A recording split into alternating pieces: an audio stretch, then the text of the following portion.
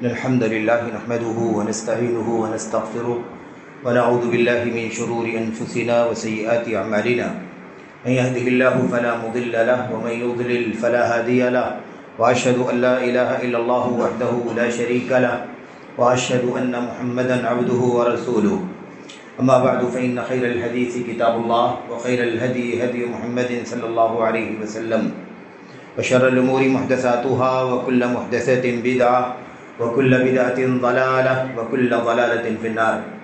أعوذ بالله من الشيطان الرجيم. بسم الله الرحمن الرحيم. أفرأيتم اللات والعزى ومناة الثالثة الأخرى ألكم الذكر وله الأنثى تلك إذا قسمة ضيزى إن هي إلا أسماء سميتموها أنتم وآباؤكم ما أنزل الله بها من سلطان إن يتبعون إلا الظن وما تهوى الأنفس ولقد جاءهم من ربهم الهدى. وقال النبي صلى الله عليه وسلم لقد خلفت بينكم أو فيكم شيئين لن تضلوا بعدهما كتاب الله وسنتي ولن يتفرقا حتى يرد علي الحوض أو كما قال النبي صلى الله عليه وسلم.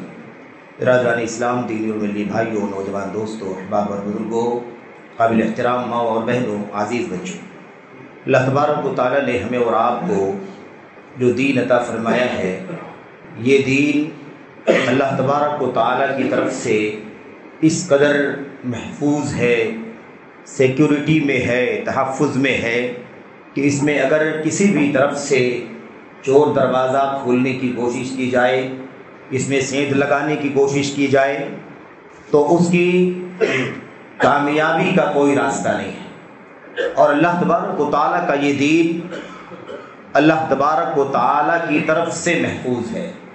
اس کی حفاظت کی ذمہ داری نہ تو اللہ تعالیٰ نے اپنے انبیاء علیہ الصلوۃ والسلام میں سے آخری نبی محمد الرسول اللہ صلی اللہ علیہ وسلم کے سپرد کر دی، نہ ہی آپ کی امت کے علماء اور اس امت کے عبادت گزاروں، متقیوں، پرہیزگاروں، دینداروں کے حوالے کر دی، بلکہ اللہ تعالیٰ نے فرمایا اِنَّا نَحْنُ نَزَّلْنَا الذِّكْرَ وَإِنَّا لَهُ لَحَافِظُونَ. یقیناً ہم نے ہی ذکر کو اتارا ہے، قرآن کریم کو اتارا ہے، اور یقیناً ہم ہی اس کی حفاظت کرنے والے ہیں. لَا يَأْتِهِ الْبَاطِلُ مِنْ بَيْنِ يَدَيْهِ وَلَا مِنْ خَلْفِهِ تَنزِيلٌ مِنْ حَكِيمٍ حَمِيدٍ. اللہ تبارک و تعالیٰ نے فرمایا اس قرآن کریم کے آگے سے یا اس کے پیچھے سے باطل بھٹک بھی نہیں سکتا. یہ اللہ تبارک و تعالیٰ کی طرف سے نازل کردہ اللہ تبارک و تعالیٰ کا کلام ہے جو بڑی حکمتوں والا ہے، بے انتہا تعریف اور حمد والا ہے. تو اللہ تبارک و تعالیٰ نے اس دین کو بہت ہی زیادہ سیکیور اور محفوظ کیا ہوا ہے، اور جب تک یہ امت اس محفوظ دین اور دین جس کے ذریعے سے اللہ تبارک و تعالیٰ نے محفوظ کیا ہے، جب تک اسی کے حدود میں رہ کر کے دین کو سیکھے گی، سیکھتی رہی، اسے پڑھتی رہی، اس پر عمل کرتی رہی، اسی کے مطابق اس دنیا میں اللہ کے دین کو پھیلاتی رہی، اس دین کی دعوت کی راہ میں آنے والی تکلیفوں پر صبر کرتی رہی، تب تک یہ امت ہر طرح کی ضلالتوں سے، ہر طرح کی گمراہیوں سے، ہر طرح کے انحراف سے اور ہر طرح کی بے راہ روی سے محفوظ رہی. لیکن جب سے اس امت کے اندر ان اصل سورسز سے دین کو حاصل کرنے کا، جن سورسز سے حاصل کرنے کی صورت میں دین محفوظ رہے گا، محفوظ دین ملے گا، پورے طور پر سیکیورٹی والا، تحفظ والا، چور دروازوں سے محفوظ، سینٹ سے محفوظ، کسی بھی طرح کی ملاوٹ سے اور آمیزش سے محفوظ دین جب ملے گا، جب تک اس دائرے کے اندر امت رہی الحمدللہ ان کا دین محفوظ رہا. لیکن جب اس دائرے سے نکلی اور اس کے علاوہ دیگر بہت سارے سورسز، بہت سارے سرچشمے، بہت سارے مداخل اور بہت سارے راستے جو دین حاصل کرنے کے لیے امت کے لوگوں نے بنا لیے، اللہ تبارک و تعالیٰ کی اللہ تبارک و تعالیٰ کی سنت کے مطابق، کائناتی سنت کے مطابق اللہ تعالیٰ کی کائناتی سنت ہے، اس دنیا میں لوگ ہدایت بھی پائیں گے، اس دنیا میں لوگ ہدایت کے ساتھ، ہدایت کے بعد گمراہ بھی ہو جائیں گے۔ ہدایت اور ضلالت اللہ تبارک و تعالیٰ کا اس دنیا کے اندر کائناتی نظام ہے۔ جسے اللہ تبارک و تعالیٰ ہدایت دینا چاہتا ہے اسے ہدایت دیتا ہے، اور جسے ہدایت سے محروم کرنا چاہتا ہے محروم کر دیتا ہے۔ جو اللہ تعالیٰ کی ہدایت کی جستجو کرتا ہے، اللہ سے ہدایت کی توفیق مانگتا ہے، اللہ تبارک و تعالیٰ کے دین پر اس معنی میں صحیح طور پر چلنے کی کوشش کرتا ہے اور اس کی تڑپ اور لگن رکھتا ہے، اس کی صحیح سورس سے وابستہ ہوتا ہے، اللہ تبارک و تعالیٰ اس کے لیے ہدایت کے راستے کھول دیتا ہے، اور اسی پر ہدایت، اسی پر اسے استقامت کے ساتھ جینے کی، بسنے کی، زندگی گزارنے کی، اور اسی پر موت کی اللہ تبارک و تعالیٰ توفیق عطا فرماتا ہے۔ لیکن اگر کوئی آدمی آزاد ہو جائے اور مختلف انداز کے سورسز اور مراجع سے، مصادر سے، سرچشموں سے، راستوں سے، دروازوں سے، گلیاروں سے اور ایسے ہی جھروکوں سے ادھر ادھر سے داخل ہو کر کے دین اسلام کے نام پر کچھ بنانا سیکھنا چاہتا ہو، تو ایسی صورت میں بہرحال ضلالت، انحراف اور ایسے ہی اللہ تبارک و تعالیٰ کی رضا کی راستے سے دوری اس کا مقدر بن جاتی ہے۔ یہ اللہ تبارک و تعالیٰ کا نظام ہے۔ قرآن کریم کی ہم نے آپ کے سامنے ایک آیت کریمہ، بلکہ ایک جگہ سے 2-3 آیتیں پڑھی گئی ہیں جو سورۃ النجم کی آیت کریمہ ہے۔ ان آیات میں اللہ تبارک و تعالیٰ نے بڑی ہی عظیم الشان بات بیان فرمائی ہے اس موضوع کے تعلق سے، ورنہ ظاہر ہے کہ اللہ تبارک و تعالیٰ کا کلام عظیم الشان ہے۔ جیسے اللہ تعالیٰ باعظمت ہے، ویسے اللہ تبارک و تعالیٰ کا کلام بھی اسی کی ذات کی طرح سے اس کی صفت ہے اور باعظمت ہے۔ تو بہرحال اس میں تو کوئی مسئلہ نہیں ہے، لیکن یہ خاص نقطہ جو ہے، جو بات اصل میں آپ کے سامنے عرض کرنی ہے، اپنے بھائیوں کے سامنے، اپنی بہنوں کے سامنے، عزیزوں کے سامنے، اور خاص طور پر نوجوان نسل کے سامنے، وہ بات اللہ تبارک و تعالیٰ کی ان آیات کے اندر بڑی ہی واضح انداز میں آ جا رہی ہے۔ اس حوالے سے اللہ تبارک و تعالیٰ نے فرمایا، اور یہ آیتیں جو آپ کے سامنے پڑھی گئی ہیں اور پڑھی جا رہی ہیں، یہ آیتیں آپ جانتے ہیں کہ سراسر مشرکین کے عقیدے، بت پرستوں کے عقیدے اور بت پرستوں کو مخاطب کر کے اللہ تبارک و تعالیٰ ارشاد فرماتا ہے۔ آپ جانتے ہیں کہ اس عرب کے اس ماحول کے اندر جو غیر اللہ کی پرستش اور بہت سارے معبودان باطلہ کی عبادت کا، پوجا کا کام چلتا تھا، اور بڑے بڑے معبودان بنا لیے گئے تھے۔ ان میں اس لیے 2-3 نام بڑے مشہور ہیں، لات، منات اور عزا، اور ان کے علاوہ بھی بہت سارے چھوٹے چھوٹے بت تھے، گلیوں میں تھے، گھروں میں تھے، راستوں میں تھے، بلکہ ان کے تھیلے اور جھولے میں بھی بت رہا کرتے تھے۔ تو یہ تو ایک عام بات تھی، لیکن یہ بڑے بڑے تھے، سربراہ اونچے قسم کے جو ان کے معبودان باطلہ تھے، وہ ان کا نام اللہ تعالیٰ فرماتا ہے افرأیتم اللات والعزى ومناة الثالثة الأخرى، بھلا بتاؤ ذرا مجھے اس لات کے بارے میں، اس منات کے بارے میں، اور اس تیسرے عزا کے بارے میں۔ افرأیتم اللات، ذرا تم لوگ غور کرو، سوچو ذرا اس لات کے بارے میں، منات کے بارے میں اور عزا کے بارے میں، ان تینوں کے بارے میں۔ اللہ نے آخر میں منات کا نام لیا، وہ منات الثالثۃ الاخری، اور تیسرا منات جو بعد میں ہے، ان تینوں کے بارے میں ذرا سوچو۔ ان تینوں کے بارے میں کیوں کہا؟ اس لیے کہ 3 بڑے بڑے بت تھے، بڑے بڑے بت تھے۔ اللہ تبارک و تعالیٰ سوال کر رہا ہے، اور دنیا کے اندر سب سے بڑا جو کام ہے جس کے لیے دنیا برپا کی گئی ہے، یہ زمین و آسمان پیدا کیے گئے ہیں، زمین و آسمان کے درمیان کی ساری چھوٹی بڑی مخلوقات اللہ تبارک و تعالیٰ نے پیدا فرمائی صرف اس لیے کہ اس روئے زمین پر اسی کے خالق و مالک کی پرستش ہو، اسی کی بندگی ہو، اللہ کے سوا کسی اور کی، خواہ وہ چھوٹا ہو، بڑا ہو، ادنا ہو، اعلیٰ ہو، جاندار ہو، بے جان ہو، نباتات جمادات کسی بھی شکل میں ہو، اس کی پرستش کا حق اسے نہیں پہنچتا۔ وہ سراسر ظلم ہے اللہ تبارک و تعالیٰ کی بندگی پر، اس کی عبادت پر، اس کی شان پر ظلم ہے کہ اس کے علاوہ کسی اور کی بندگی کی جائے۔ تو یہ ساری کائنات اسی لیے بنائی گئی ہے تاکہ ہم اس میں رہیں، بسیں، جئیں، کھائیں، پیئیں اور ایک اللہ تبارک و تعالیٰ کی بندگی کریں۔ اب چونکہ یہ مشرکین مکہ، یہ کفار، چونکہ یہ بڑے بڑے معبودان باطلہ بنا کر کے بتوں کی پرستش کیا کرتے تھے، تب اللہ تبارک و تعالیٰ انہیں مخاطب کر کے کہتا ہے، ان کے بارے میں ان کی حقیقت کو ان کے سامنے کھولتا ہے اور فرماتا ہے کہ تم نے جو بنایا ہے اس کا سورس کیا ہے، تم نے جو بنایا ہے اس کا سورس کیا ہے؟ آخر تم نے لات کو اپنا معبود بنا لیا، منات کو اپنا معبود بنا لیا، عزا کو اپنا معبود بنا لیا، بھلا ان کو معبود بنائے جانے کا سورس کیا ہے؟ کس نے تم کو کہا کہ یہ معبود ہیں؟ کہاں سے تمہیں اس کی دلیل ملی؟ کہاں سے اس کا پروف ملا؟ ظاہر سی بات ہے کہ کوئی سورس مستند ہے ہونا چاہیے یا نہیں ہونا چاہیے، کہاں سے تم نے ان کو بنا لیا؟ اللہ تبارک و تعالیٰ اسی پس منظر میں یہ بات ارشاد فرماتا ہے افرأیتم اللات والعزی ومناة الثالثة الأخرى۔ اس کے بعد اللہ تبارک و تعالیٰ فرماتا ہے، اللہ تعالیٰ نے یہ نقطہ بھی خاص طور پر بیان فرمایا ہے کیونکہ یہ مشرکین مکہ یہ بھی تانا دیا کرتے تھے، فرشتوں کو اللہ کی بیٹیاں کہا کرتے تھے اور کہتے تھے اللہ تبارک و تعالیٰ نے اپنے لیے بیٹیاں منتخب کر لیا ہے اور ہمیں بیٹے دے دیا ہے، جبکہ اللہ تبارک و تعالیٰ نے اس کا بھی خاص طور پر تذکرہ فرمایا ہے کہ تم یہ تانا تو دیتے ہو کہ فرشتے اللہ تبارک و تعالیٰ کی بیٹیاں ہیں، افاصفاکم بالبنین، تمہارے لیے بیٹے منتخب کر لیا ہے اور اپنے لیے بیٹیاں منتخب کر، تم کہتے ہو ایسا، لیکن جب تمہارے یہاں بچی پیدا ہوتی ہے، بیٹی کی پیدائش ہوتی ہے، اس کی خوشخبری دی جاتی ہے، تو تمہاری حالت کیا ہوتی ہے؟ اللہ تبارک و تعالیٰ فرماتا ہے ظل وجوہ مسودا وہو کظیم، خبر سن کر کے کہ بیٹی کی پیدائش ہوئی ہے تمہارا چہرہ سیاہ ہو جاتا ہے، تمہارے چہرے پر سیاہی چھا جاتی ہے، کالت چھا جاتی ہے اور تم غم سے نڈھال ہو جاتے ہو۔ یہ کون سی مصیبت آ گئی کہ بیٹی کی پیدائش ہو گئی ہے؟ میرے بھائیوں، اس بعد اللہ تبارک و تعالیٰ نے فرمایا کہ تم سوچتے ہو کہ کرے تو کیا کرے، کیا ذلت اور رسوائی کے ساتھ اس بچی کو زندہ رہیں، اس کو پالے پوسیں اور یا پھر نجات حاصل کرنے کے لیے اسے زندہ زمین کے حوالے کر دیں۔ یہ نقشہ بھی اللہ تبارک و تعالیٰ نے کھینچا ہے۔ اس کے بعد اللہ تبارک و تعالیٰ فرماتا ہے کہ تم یہ جو کہتے ہو نا کہ تم نے اللہ نے اپنے لیے چن لیا ہے اور تمہارے لیے یہ چن لیا ہے، تلک اذن قسمت ضیزہ، یہ تو بڑی الٹی تقسیم ہوگی میرے بھائیوں، بڑی الٹی تقسیم ہوگی۔ اچھا، اس کے بعد آگے اللہ تبارک و تعالیٰ کیا فرماتا ہے؟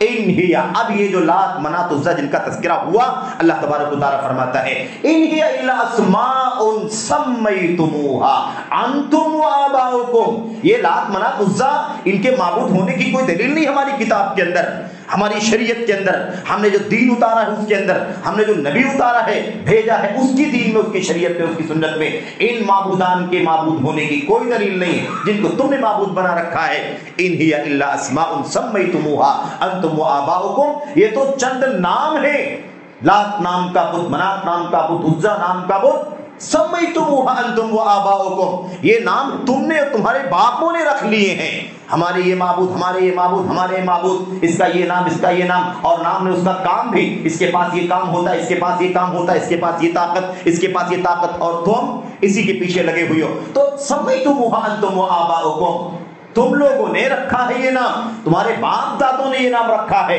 ما انزل اللہ بہا من سلطان، اللہ تبارک و تعالیٰ نے ان غیر اللہ کی، معبودان باطلہ کی، ان پتھر اور مورتیوں کے معبود ہونے کی کوئی دلیل نہیں اتاری ہے۔ روئے زمین میں شرک کر رہے ہو، اللہ تبارک و تعالیٰ کو چھوڑ کر کے اللہ کی مخلوقات پتھر اور مٹی اور اس کے پینٹ اور کلر سے بنا کر کے تم ان کی پرستش کر رہے ہو، ما انزل اللہ بہا من سلطان، اللہ تعالیٰ نے اس کی کوئی دلیل نہیں اتاری ہے۔ تو اچھا آگے دیکھیے، آگے اللہ تبارک و تعالیٰ کیا فرماتا ہے؟ یتبعون، ایک بات تو واضح ہو گئی کہ اس کی کوئی دلیل نہیں اتاری ہے، یہ لات معبود نہیں، یہ منات معبود نہیں، یہ عزا معبود نہیں، اور وہ ہبل اور فلاں فلاں کوئی معبود نہیں، اس کی کوئی دلیل نہیں ہے۔ اس کو تم نے معبود جو بنایا ہے اس کا سورس تم ہو، تمہارے باپ دادے ہیں، تم نے معبود کا نام رکھا، تمہارے باپ دادوں نے معبود بنا لیے، یہ تمہاری اپنی سوچ ہے، تمہارا اپنا نظریہ ہے، تمہارے اپنے دادے پرکھے کی سوچ ہے، اس کے علاوہ کوئی دلیل اس کی نہیں ہے کہ یہ معبود بن سکتے ہو۔ آگے اللہ تبارک و تعالیٰ نے فرمایا، میرے بھائیوں بہت اچھی طرح سے اس بات کو سمجھا دیا اور بہت اچھی طرح سے سمجھا دی، اس کے اندر کوئی پیچیدگی نہیں ہے۔ میرے بھائیوں، ان یتبعون الا الظن، صرف اور صرف خیالات کی پیروی ہے۔ کس کی پیروی ہے؟ خیالات کی، گمان کی، وہم کی پیروی ہو رہی ہے، یہ معبود ہے، یہ فلاں ہے، یہ فلاں ہے، یہ فلاں ہے، اس کی یہ طاقت، اس کی یہ طاقت، اس کی یہ طاقت۔ میرے بھائیوں، ان یتبعون الا الظن، یہ تو صرف اور صرف خیالات اور گمان کی پیروی کر رہے ہیں۔ وما تهوى الانفس، اور جو کچھ ان کا من چاہتا ہے اس کی پیروی کر رہے ہیں، جو کچھ ان کا من چاہتا ہے، ان کی خواہشات، ان کی مرضی، ان کا جی، ان کی طبیعت جو کچھ چاہتی ہے اس کی پیروی کر رہے ہیں۔ وما تهوى الانفس ولقد، اب اس کے بعد پھر واضح ہے، اللہ تبارک و تعالیٰ فرماتا ہے وَلَقَدْ جَاءَهُم مِّن رَّبِّهِمُ الْهُدَىٰ، جبکہ ان کے پاس ان کے پروردگار کی جانب سے واضح روشنی اور ہدایت آ چکی ہے۔ وہ قرآن ہے ہدایت، وہ سنت ہے ہدایت، وہ نبی کے صحابہ کا طریقہ، ان کا مشن ہے ہدایت۔ وَكَانُوا عَلَى الْهُدَى الْمُسْتَقِيمِ۔ ابن مسعود رضی اللہ تعالیٰ عنہ نے، ابو ہریرہ نے، ابن عمر نے اور دیگر صحابہ کرام نے کیا کہا تھا صحابہ کرام کے بارے میں؟ صحابہ نے اپنے ساتھیوں کے بارے میں کہا تھا اولئک کانوا اغر هذه الامه قلوبا۔ وہ صحابہ، اگر تم کو آئیڈیل بنانا ہے، تم کو پیروی کرنا ہے، تم کو پیچھے چلنا ہے، تو صحابہ کرام جو دنیا سے جا چکے ہیں ان کے پیچھے چلو۔ امت کے سب سے نیک لوگ، سب سے اچھے لوگ، سب سے کم تکلف کرنے والے، وَكَانُوا عَلَى الْهُدَى الْمُسْتَقِيمِ، اور وہ لوگ ہدایت پر تھے، ہدا پر تھے۔ تو صحابہ کا طریقہ بھی ہدا ہے، قرآن کریم ہدا ہے، ہدی للناس ہدی للمتقین، سارے لوگوں کے لیے ہدایت، متقیوں کے لیے ہدایت۔ اور اللہ کے نبی نے فرمایا خیر الہدا ہدا محمد صلی اللہ علیہ وسلم۔ تو قرآن ہدا ہے، سنت ہدا ہے، صحابہ کرام کی زندگی اور ان کی سیرت ہدا ہے۔ وَلَقَدْ جَاءَهُم مِّن رَّبِّهِمُ الْهُدَىٰ، ان کے پاس ان کے پروردگار کی جانب سے ہدایت آ چکی ہے۔ اس کے بعد ان لوگوں نے، ان کے باپ دادوں نے ان کو اپنا معبود بنا لیا ہے۔ اللہ تعالیٰ نے ان کی کوئی دلیل نہیں اتاری ہے، یہ لوگ صرف اور صرف خیالات کی پیروی کر رہے ہیں اور اپنی خواہشات نفسانی کی پیروی کر رہے ہیں۔ اس آیت کریمہ کا یا ان آیتوں کا ترجمہ یہ ہے، اس کا معنی یہ ہے، خلاصہ کیا نکلا؟ خلاصہ یہ نکلا اللہ تبارک و تعالیٰ نے سورس جو بنایا ہے دین حاصل کرنے کے لیے، عقیدہ حاصل کرنے کے لیے، شریعت حاصل کرنے کے لیے، حلال و حرام کا پتہ لگانے کے لیے، اللہ کی رضا کس میں ہے اس کو جاننے کے لیے، اللہ کی ناراضگی کس میں ہے اس کا پتہ لگانے کے لیے، جنت کا راستہ کون سا ہے جو ہمیں لے کر کے جائے گا سیدھا، جہنم کے راستے کون سے ہیں جو ہم کو لے کر جائیں گے جہنم کا مستحق بنا دیں گے، ان سب چیزوں کے جاننے کا، حاصل کرنے کا سورس کیا ہے؟ اللہ تبارک و تعالیٰ کی طرف سے ہدا۔ وہ ہدا ہے قرآن، سنت اور صحابہ کرام کی زندگی۔ اور اللہ تعالیٰ نے آگے کیا، ایک بات واضح ہو گئی، یہ بات واضح ہو گئی کہ علم دین، خواہ وہ عقیدہ ہو، احکام ہو، مسائل ہو، شریعت ہو، ساری کی ساری چیزیں لینے کا جو سورس ہے وہ ہے ہدا۔ وہ کیا ہے؟ ہدا، جو اللہ تبارک و تعالیٰ کی طرف سے ہمارے پاس آ چکی ہے۔ تو ہم یہ سمجھ چکے ہیں اس آیت کریمہ کے ذریعے سے، اور بہت ساری دلیلیں اور بھی ہیں احادیث کی، سنت کے اور سلف کے اقوال کی، جس کا خلاصہ کیا ہے کہ دین کو حاصل کرنے کا اصل جو سیکیور اور پوری تحفظ والا، پوری حفاظت والا جو سورس ہے، جہاں سے عقیدہ لیں گے تو کوئی خطرہ نہیں، جہاں سے حلال و حرام لیں گے کوئی خطرہ نہیں، جہاں سے مسائل لیں گے کوئی خطرہ نہیں، جہاں سے فتاوی لیں گے کوئی خطرہ نہیں، پورے طور پر سیف اور محفوظ اور سیکیور رہیں گے، وہ ہدا ہے قرآن، سنت اور صحابہ کرام کی زندگی۔ یہاں سے ہمیں لینا ہے، بس یہ سورس اصل بیان کر دیا گیا۔ اس کے بعد اچھا میں آپ کو ذکر کروں، یہی ہے علم۔ علم بھی اسی کا نام ہے۔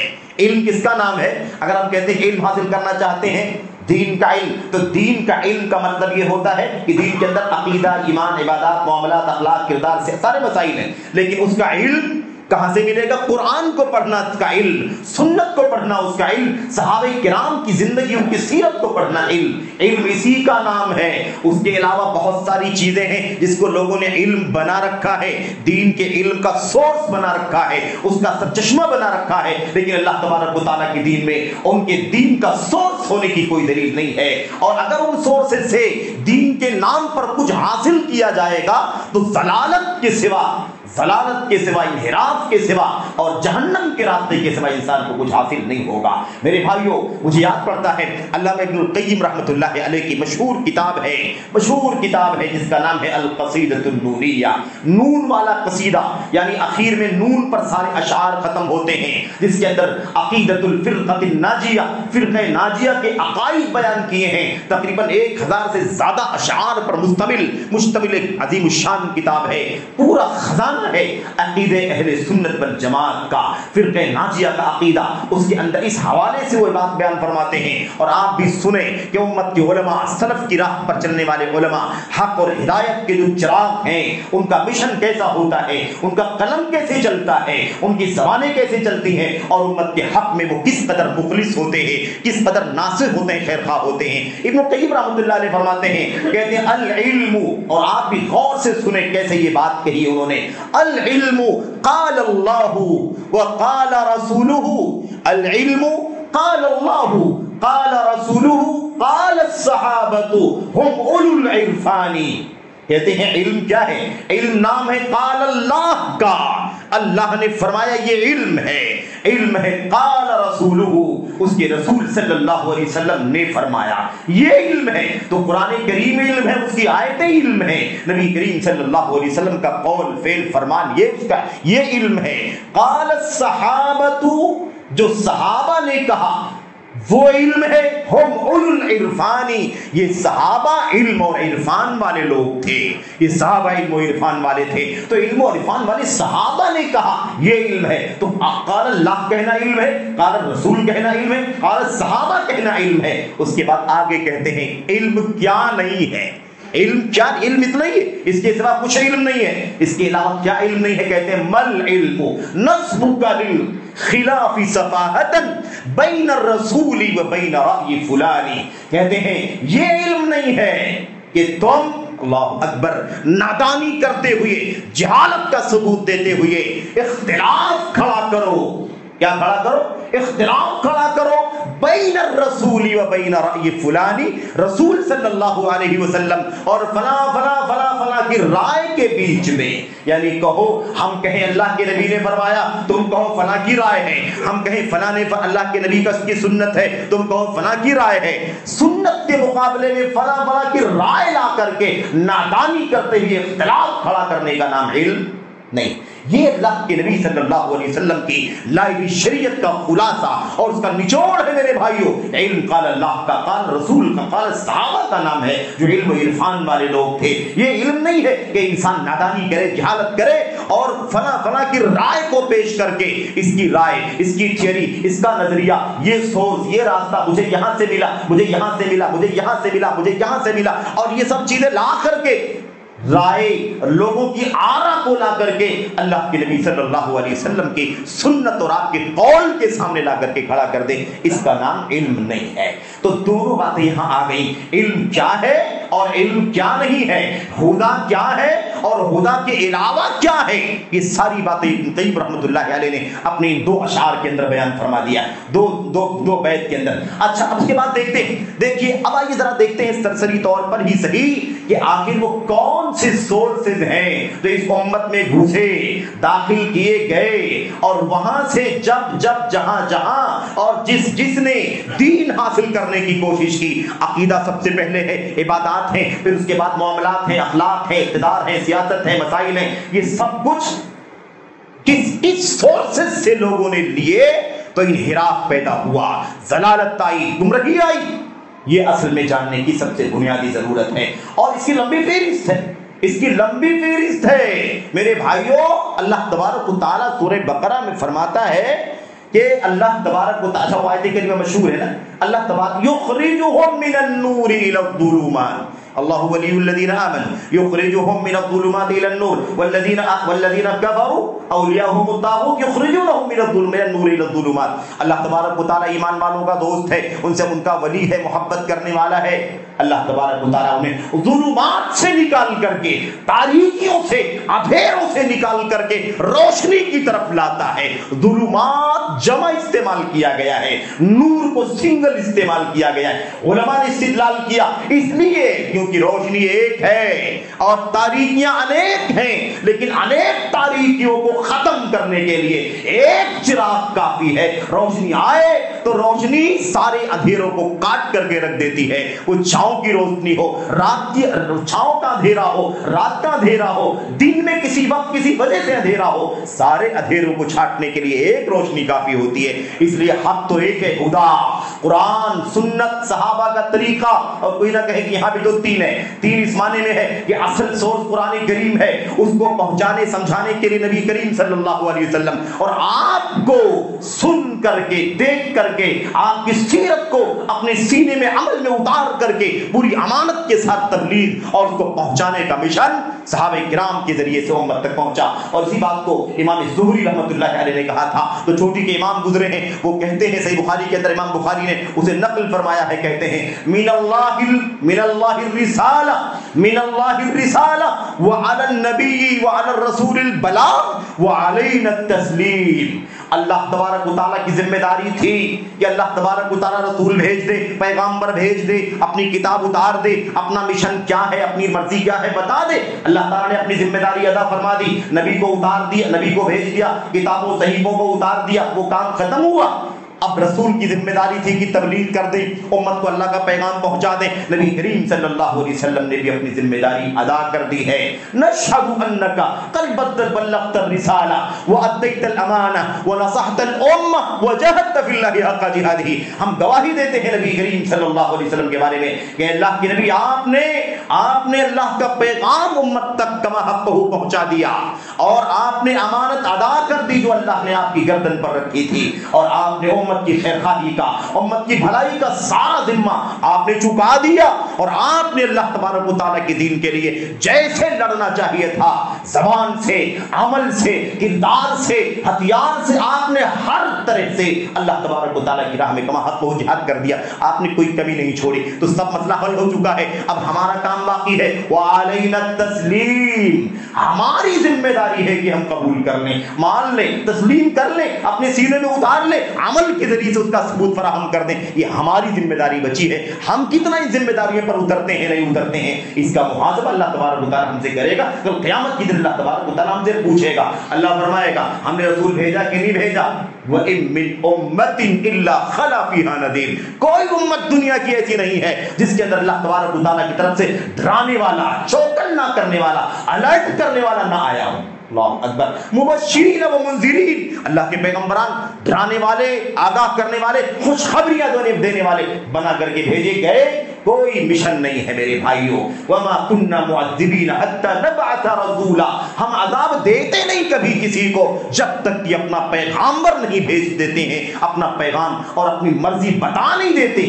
جب مخالفت کرتے ہیں لوگ اس کی، تب ان کو سزا ملتی ہے، ورنہ ایسا نہیں ہے ہمارا طریقہ کہ ہم پیغامبر نہ بھیجیں اور اپنی مرضی نہ بتائیں، اپنی ناراضگی نہ بتائیں اور اس کے علاوہ عذاب دینا شروع کر دیں، یہ ہمارا طریقہ نہیں ہے۔ تو اللہ تبارک و تعالیٰ بڑا منصف ہے۔ تو میرے بھائیوں، میرے بزرگوں، یہ بات ہو گئی۔ اب آئیے ذرا دیکھتے ہیں سرسری طور پر کہ آخر وہ کون سے سورسز ہیں جو امت کے اندر داخل ہوئے۔ اصل میں یہ سورسز بہت زیادہ ہیں، جیسے تاریخیاں انیک ہے نا، ایسے ہی یہ میرے بھائیوں شریعت کے اصل سورسز کے علاوہ، اصل مصادر کے علاوہ، اصل سرچشموں کے علاوہ جہاں سے دین مل سکتا ہے، ان کے علاوہ بہت سارے راستے ہیں تاریکیوں کے، اندھیروں کے، اور یہی ظلمات ہیں، اور یہی میرے بھائیوں وہ راستے ہیں جن کے بارے میں اللہ کے نبی محمد رسول اللہ صلی اللہ علیہ وسلم نے اپنی امت کو آگاہ کر دیا تھا۔ میرے بھائیوں، چھوڑ کر کے جا رہا ہوں تمہارے درمیان دو مسئلے کو، کتاب کو، اللہ کی اور اپنی سنت کو، جب تک اس پر رہو گے کبھی گمراہی تمہارے قریب نہیں آئے گی۔ اس سے ہٹے تو گمراہی کا دروازہ کھلے گا، انحراف کے چاچور دروازے نکلیں گے، اور تمہیں ورگلانے کے لیے، بہکانے کے لیے جہنم کی راہ دکھانے والے بہت سارے لوگ آ جائیں۔ اللہ کے نبی نے فرمایا دعات علی ابواب جہنم، دائی ہوں گے، دائی، آج بہت سارے دائی ہیں، حق کے بلانے والے ہوں گے تب بھی دائی، اور باطل کی طرف بلانے والے ہوں گے تب بھی وہ دائی ہیں، کیونکہ اگر جنت کی راہ کی طرف بلانے والے ہیں تو بھی دائی ہیں وہ، اور یہ جہنم کے دروازوں کی طرف بلانے والے وہ بھی دائی۔ اللہ نے ان کو بھی دائی کہا۔ اللہ کے نبی نے دعات علی ابواب جہنم، کچھ دعات ہوں گے، بلانے والے ہوں گے جو جہنم کے دروازوں پر بیٹھیں گے۔ میرے بھائیوں، من اجابہم الیہا قذفوہ بہا، جو لوگ بھی ان جہنم کے دروازوں کی دائیوں کی بات مان لیں گے وہ انہیں گھسیٹ کر کے جہنم کی آگ میں جھونک دیں گے۔ تو یہ بہت اہم مسئلہ ہے۔ آئیے ذرا بات کرتے ہیں 6 چیزوں کی طرف سرسری تذکرہ کر لیتے ہیں۔ ایک سب سے جو بڑا مسئلہ ہے عقیدے اور دین کے مسئلے میں، سورس کے مسئلے میں، وہ ہے انسان عقل پرستی کی طرف چلا جائے، عقل کی بنیاد پر، اپنی دانشوری کی بنیاد پر، جو اس کی دانش میں، جو بھی اس کے عقل میں سمجھ میں آتا ہو اس کو دین بنا لے۔ تو دین حاصل کرنے کا سورس عقل نہیں ہے۔ اچھا، کوئی یہ کہہ سکتا ہے کہ بھئی اللہ نے بار بار تو کہا ہے لعلکم تعقلون، کیوں تم غور نہیں کرتے، کیوں نہیں سوچتے؟ اللہ تبارک و تعالیٰ فرماتا ہے لہم قلوب لا یفقہون بہا، ان کے پاس دل ہے لیکن یہ سمجھتے نہیں ہیں۔ تو عقل کا استعمال کرنے کا تو حکم دیا جا رہا ہے، لیکن پھر یہ کیوں کہا جا رہا ہے کہ عقل دین کا سورس نہیں ہے؟ تو دونوں میں فرق ہے، وہی تو سمجھنا ہے کہ عقل یہ دین کا سورس نہیں ہے کہ ہماری عقل کہے تو وہ دین بن جائے، آپ کی عقل میں کچھ آئے تو وہ دین مان لیا جائے، فلاں فلاں فلاں فلاں کی عقل میں کوئی چیز آئے تو اس کو دین مان لیا جائے۔ بالکل عقل کو دین کا سورس نہیں مانا جا سکتا۔ اللہ تبارک و تعالیٰ قرآن کریم میں جو کہہ رہا ہے، غور کیوں نہیں کرتے، سوچتے کیوں نہیں اور سمجھتے کیوں نہیں، عقل کا استعمال کیوں نہیں کرتے؟ اس کا مطلب کیا ہے؟ اللہ تبارک و تعالیٰ کا کلام، نبی کا فرمان، امت کے سلف صحابہ کرام کے اقوال و فرمودات، اس کو سمجھنے کے لیے اپنی عقل کا استعمال کیوں نہیں کرتے؟ اللہ نے تمہیں پاگل تو نہیں بنایا، اللہ تعالیٰ نے تمہیں کوئی نبات اور جماعت تو نہیں بنایا، کوئی پتھر اور بے جان تو نہیں بنایا، اللہ نے تمہیں جاندار بنایا، عقل والا بنایا، جانور نہیں بنایا ہے۔ تو تم آخر اپنی عقل کا استعمال کر کے ان الکتاب کی آیات کو، نبی کی سنتوں کو، جو کچھ ہم نے بھیجا اتارا ہے، اس کو سمجھنے میں عقل کا استعمال کیوں نہیں کرتے؟ اگر عقل کا استعمال کر کے سمجھو گے تو اللہ تبارک و تعالیٰ ضرور اس کی سمجھ تمہیں عطا فرمائے گا۔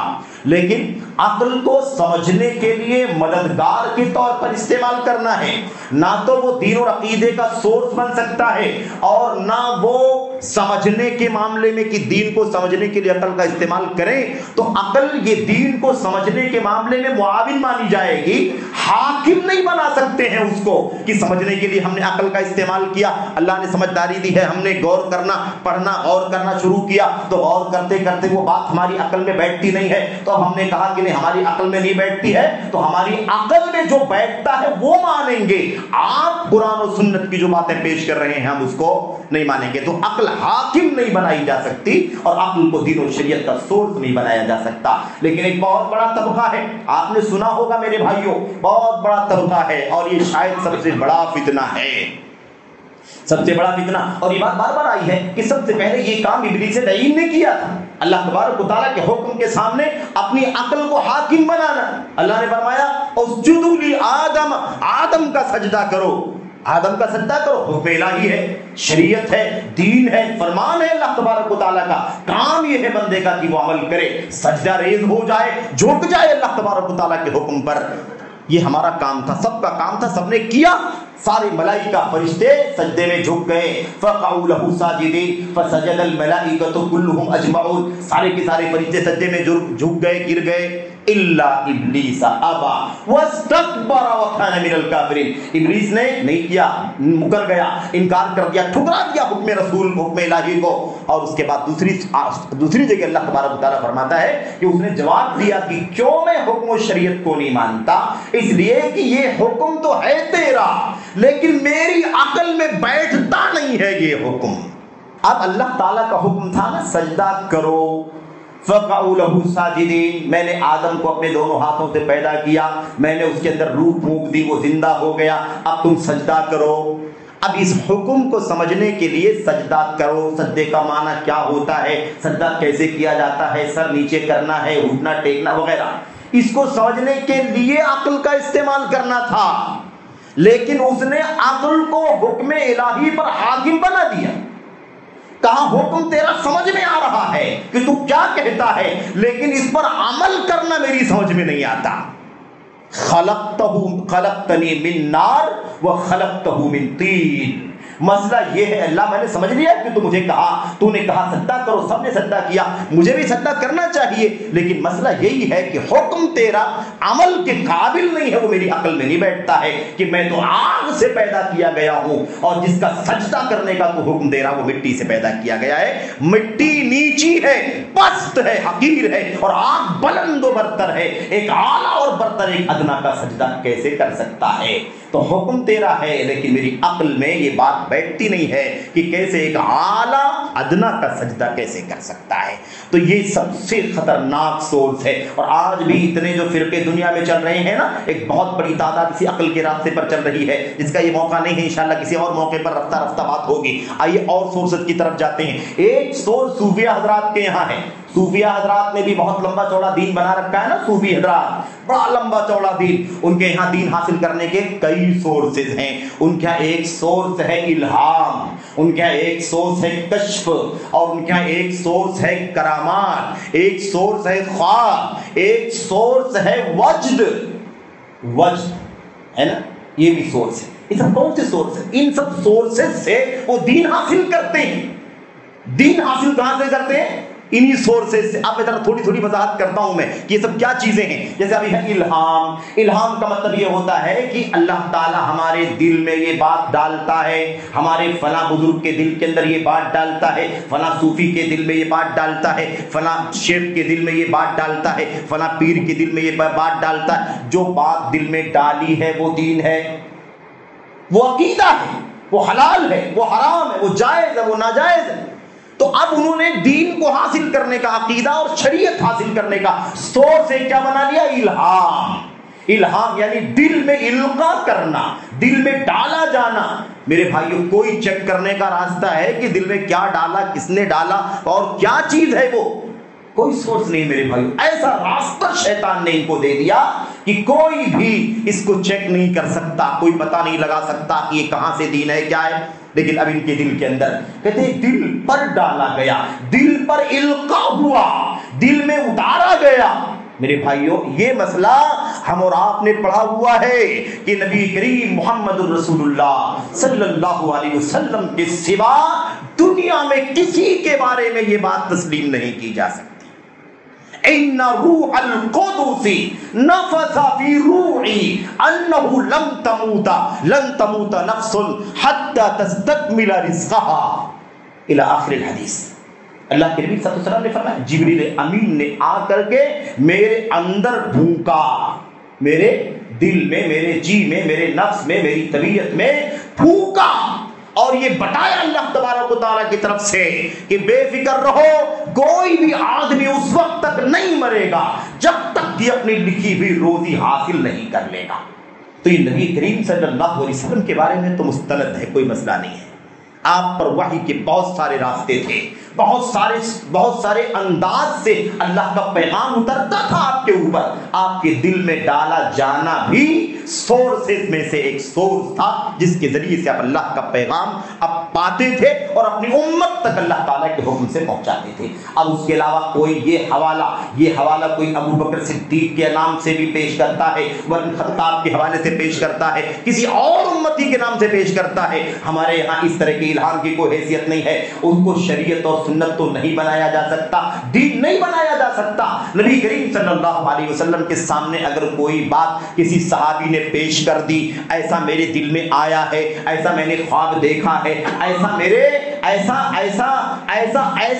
ساتھ ہوا ہے, اور وہ خواب نبی کریم صلی اللہ علیہ وسلم یا وہ بات, وہ الہام, وہ واقعہ, وہ قصہ اگر نبی کریم صلی اللہ علیہ وسلم کے سامنے آیا اور آپ علیہ الصلوۃ والسلام نے اس کو سن کر کے اس پر مہر لگا دی, تو پھر وہ بات اس صحابی کی نہیں رہ گئی, محمد الرسول اللہ صلی اللہ علیہ وسلم کی ہو گئی. تو کوئی ایسا حوالہ نہیں دے سکتا ہے کہ فلاں نے دیکھو. حضرت عمر بن خطاب رضی اللہ تعالیٰ عنہ نے فرمایا کہ میرا دل چاہتا ہے کہ آپ اپنی بیویوں کو پردہ کرنے کا حکم دے دیں, آپ مقام ابراہیم کو مصلی بنا لیں, اور آپ فلاں کئی باتیں ہیں نا موافقت. تو آپ لوگ کہتے ہیں کہ دیکھو الہام ہو سکتا ہے. میرے بھائیوں, مسئلہ یہ ہے کہ یہ قرآن کریم کو اترنے کا ٹائم تھا. محمد رسول اللہ صلی اللہ علیہ وسلم دنیا میں موجود تھے, وحی کے اترنے کا سلسلہ جاری تھا, اور اس کی تصدیق کے لیے محمد رسول اللہ صلی اللہ علیہ وسلم موجود تھے. مہر لگ گئی تو اب وہ تعلق عمر سے نہیں رہا, محمد رسول اللہ صلی اللہ علیہ وسلم کی سنت کا حصہ بن گیا. تو پہلے سے ہی سورس ہے قرآن کریم اور سنت رسول صلی اللہ علیہ وسلم. تو یہ ہے اصل میں سمجھنے کا. تو یہ ہے. تو اب الہام ایسے کہتے ہیں کشف کا مطلب کیا ہوتا ہے؟ یہ ایک بہت اونچا مقام ہے صوفیوں کے ہاں. ان کا جو بڑا بزرگ ہوتا ہے, ان کا جو ولی ہوتا ہے, ان کی نظر کے مطابق وہ بہت اونچے مقام تک جب پہنچ جاتا ہے تو اللہ تبارک و تعالی اور اس کے دل کے بیچ کے سارے پردے ہٹ جاتے ہیں اور براہ راست وہ ملائے اعلیٰ کا مشاہدہ کرتا ہے, کھل جاتا ہے. اب اس کے بعد کھل گیا تو ڈائریکٹ, یعنی بندے اور اللہ تبارک و تعالیٰ کے بیچ میں کوئی واسطہ ہے ہی نہیں. تو اب جو کچھ بھی ہے وہ گویا کہ اپنی آنکھوں سے دیکھ رہا ہے, مشاہدہ کر رہا ہے. کشف ہو گیا, یعنی کھل گیا میرے بھائی.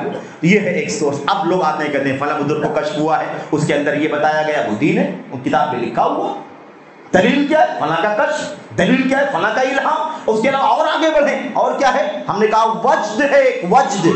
عجیب و غریب مسئلہ ہے میرے بھائی. وجد کے معنی کیا ہوتے ہیں؟ وجد کو اگر کہا جائے تو کہتے ہیں دل کی کیفیت. دل اگر مچل جائے, دل میں جذبات بھر جائیں, اور کوئی ایسی سچویشن جس کے اندر دل کی کیفیت بدلتی ہے. جیسے مثال کی طرف آدمی کبھی بہت زیادہ ڈر جائے تو دل کے اندر عجیب کبھی تاریخ ہو جاتی ہے. کبھی آدمی بہت زیادہ خوش ہو جائے تو اس میں دل کی کیفیت الگ ہو جاتی ہے. کبھی آدمی بہت زیادہ غمگین اور رنجیدہ ہو جائے اس وقت دل کی کیفیت بدل جاتی ہے. کہتے ہیں اس طرح کے جو حالات پیدا ہوتے ہیں, ان حالات میں جو چیز اس ولی اور صوفی کے دل میں آتا ہے وہ بھی دین اور شریعت ہے.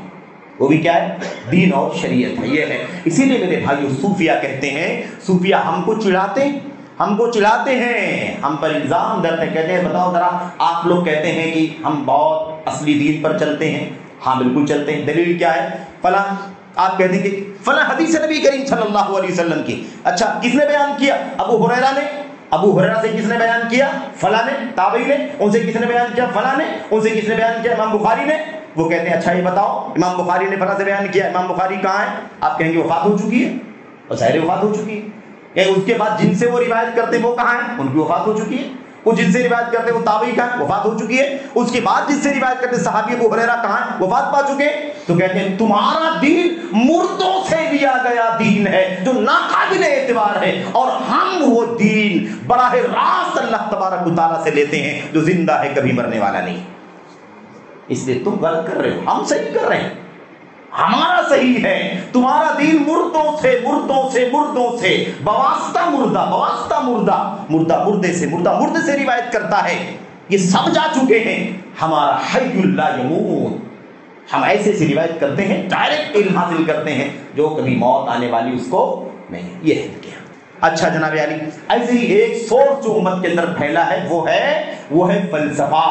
فلسفہ کسے کہتے ہیں؟ فلسفہ کہتے ہیں ملحدین, جو بے دین ہیں, جن کا کوئی دین نہیں. کہتے ہیں یہ دنیا کائنات ایسے ہی چل رہی ہے, نہ کسی نے اس کو پیدا کیا ہے, نہ کسی نے اس کو بنایا ہے, نہ کوئی سسٹم کو فالو کرنے والا ہے, نہ کوئی چلا رہا ہے. رات ہو رہی ہے, دن ہو, خود سے ہو رہی ہے. خود سے رات, خود سے دن, خود سے صبح شام, اور برسوں سے ہو رہی ہے. سارا نظام چل رہا ہے. کوئی چلا رہا ہے؟ نہیں, کوئی نہیں چلا رہا ہے, خود سے.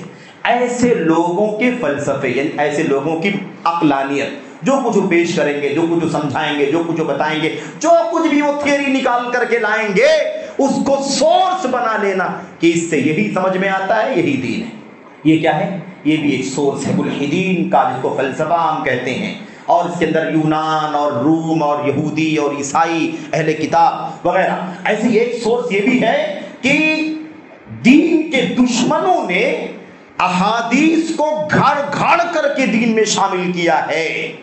اور اس میں بڑی تعداد صوفیہ کی ہے, رافضیوں کی ہے, خارجیوں کی ہے, اور ایسے ہی دشمنان اسلام پورے طور پر یہودی ہیں, عیسائی ہیں, مجوسی ہیں. اور اس کے علاوہ میرے بھائی اس زمانے کے جو لوگ تھے وہ تھے, اور بعد میں بھی بہت سارے لوگ ہیں جن لوگوں نے دین کے نام پر اپنی مرضی کے مطابق حدیثیں گھڑ کر کے دین میں شامل کرنے کی کوشش کی.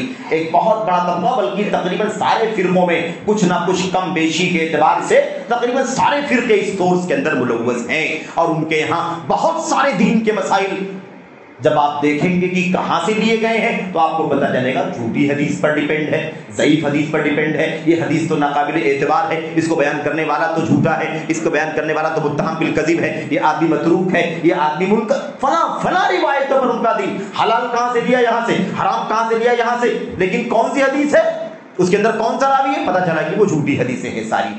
تو ایسے بہت سارے دین و شریعت کے مسائل کا سورس ضعیف اور موضوع روایات ہیں, وہاں سے یہ لوگ لیتے ہیں. میرے بھائیوں, میرے بزرگوں, بات لمبی نہ ہو جائے اس لیے ہمیں سرسری طور پر ایک مقدمہ ہے, آپ سمجھ لئیے, ورنہ پھر ان سارے لوگوں کے بارے میں الگ الگ بات ہوگی. صوفیہ اور یہ ساری تعریفات اور یہ سارے الفاظ اور ان کی کہانیاں اور ان کے واقعات, پوری تفصیل تو ایک لمبا موضوع ہے کافی. تو ہم نے صرف اور صرف اشارہ کرنے کے لیے, تاکہ آپ سمجھیں کہ اللہ تعالیٰ نے ہمیں اور آپ کو کتنی عظیم نعمت سے نوازا ہے. ہم قرآن سے دین لیتے ہیں, سنت سے دین لیتے ہیں, نبی کے صحابہ.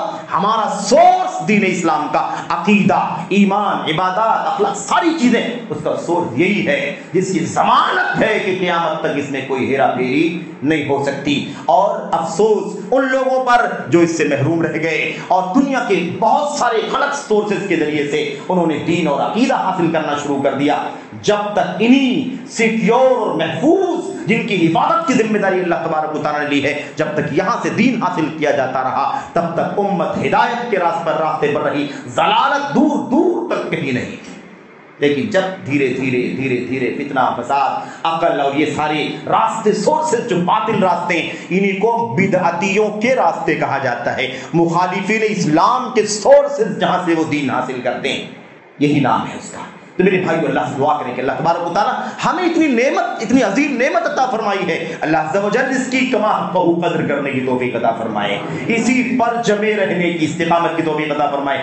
آج بھی یہ سارے سورسز کہیں نہ کہیں دنیا میں بڑی تیزی کے ساتھ پھیلائے جا رہے ہیں، اور حسین ناموں سے، خوبصورت ناموں سے، اور بھولے بھالے عوام کو ورغلانے کے لیے، نادانوں کو نادانی سے فائدہ اٹھانے کے لیے، نوجوانوں کی جذباتیت سے فائدہ اٹھانے کے لیے، خواتین، عورتیں خاص طور پر جن کے یہاں زیادہ ہوش مندی نہیں ہوتی، ان کی جذبات کا فائدہ اٹھا کر کے، اور سب سے بڑی مشکل ہے جہالت۔ اگر جہالت ہے تو پھر یہ سارے راستے آسانی کے ساتھ اس سینے کے اندر جگہ بنا سکتے ہیں، لیکن اگر علم ہے کتاب و سنت کا، علماء سے وابستگی ہے، تو انشاءاللہ تبارک و تعالیٰ یہ سارے سورسز جو اہل بدعت کے سورسز ہیں، جو مخالفین اسلام کے سورسز ہیں دین کے حوالے سے، اس میں سے کوئی بھی شر، کوئی بھی فساد انشاءاللہ تبارک و تعالیٰ کسی بھی بڑے چھوٹے بھائی بہن کے دل کے اندر جگہ بنا نہیں سکتا انشاءاللہ تبارک و تعالیٰ۔ تو اللہ سے دعا ہے کہ اللہ تعالیٰ ہم سب کو اس خالص دین پر، اس کے خالص سورسز سے وابستہ ہو کر کے رہنے کی توفیق عطا فرمائے، آمین رب العالمین۔ وصلی اللہ وسلم وبارک علی نبینا محمد وعلی آلہ وصحبہ اجمعین، والسلام علیکم ورحمۃ اللہ وبرکاتہ۔